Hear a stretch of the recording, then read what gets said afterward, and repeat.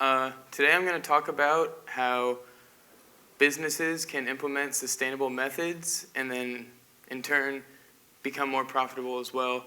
And I got on this subject when I was working at Casey's General Store, and I was looking at how much food we were wasting on a daily basis, as well as like how much other waste we did with our water and our energy.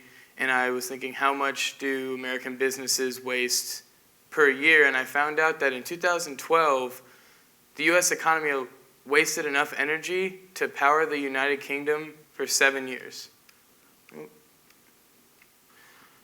But 7 years of wasted energy, that's too much. So I was beginning to think, what can we do to improve on that? And we have to look at how businesses operate today, how they can change their methods, and then how that will profit.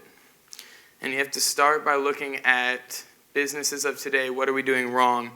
And we're going to look at 3 categories: energy waste, food waste, and misuse of transportation. In energy waste, 50% of energy and water in buildings is wasted, and it leaves 80% of the carbon footprint just from big buildings, which a lot of it comes from businesses. And also we use inefficient light bulbs. The incandescents produce more heat and less light, and it wastes more energy. And also 51% of waste in buildings is from space heating, and we are really misusing the heating and cooling and not understanding how much waste that's creating.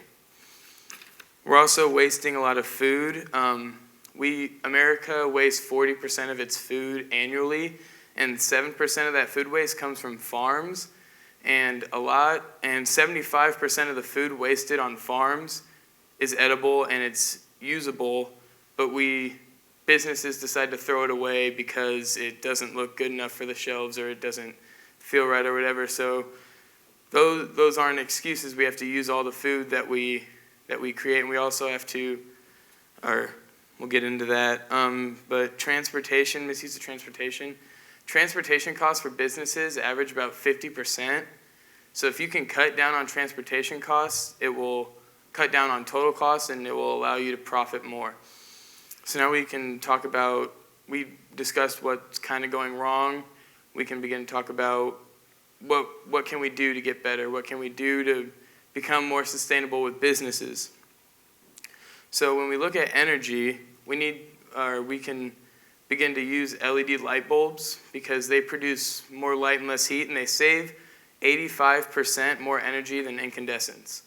So if you can imagine, like, every incandescent, even just in ICC today, if it was an LED, how much energy that would save alone. And also we need to start balancing our heating and cooling systems, and that will save energy, and it will also reduce food waste. And we can also do just the little things of turning lights off when you leave a room, or unplug a computer when you're not using it, because that saves more energy than we can even realize, and it builds up if everyone does their part. For food, what we can do to improve our food waste problem is we can, like I referred to earlier, buy all the food on the farms. All the food that's edible, we need to buy it, and we need to sell it, and we need to not overstock our shelves and waste all that food.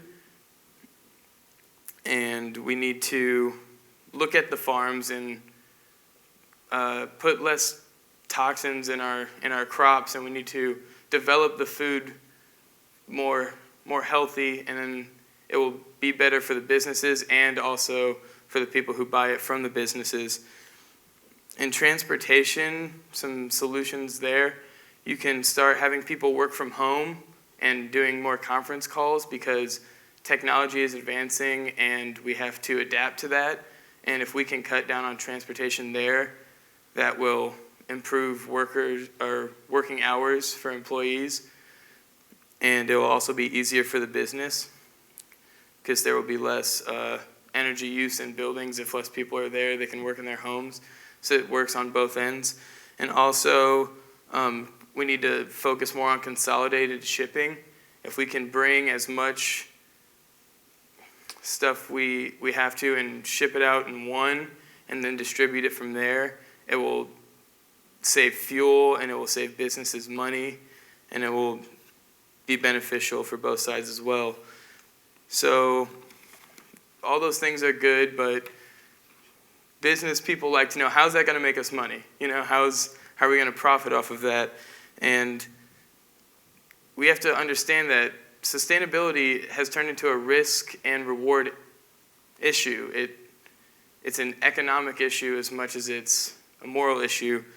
And if we look at energy and those LED light bulbs, each LED light bulb saves on average $100 in its lifetime. If we replaced all incandescent light bulbs with LEDs, that would save $100 per LED, and that will add up. And also, turning off lights and unplugging computers and whatnot will that'll save money on utility bills, and it'll save much more energy, and it'll be more sustainable. For food, we can, if we're not overstocking our shelves, we're buying less, and that's saving money.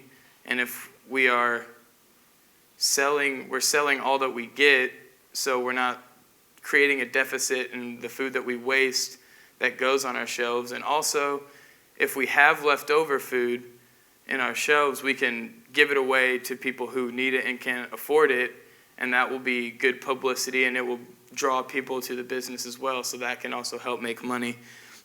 And for transportation, if we use the consolidated shipping and the conference calls, that will cut down on fuel, which will help the environment and also save a lot of money, because as we know that those prices can run up. So we talked about what's going wrong, how we can fix it, and how that can make money. But that's only important if everyone does their job and produces and helps the cause.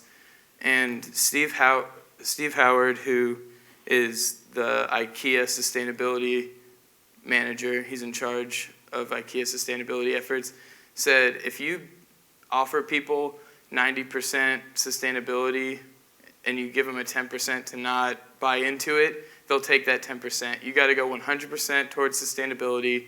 Everyone has to do their job, and everyone has to buy into it. And I think we all can buy into it, and I think our generation can, and we can solve the problem. Thank you.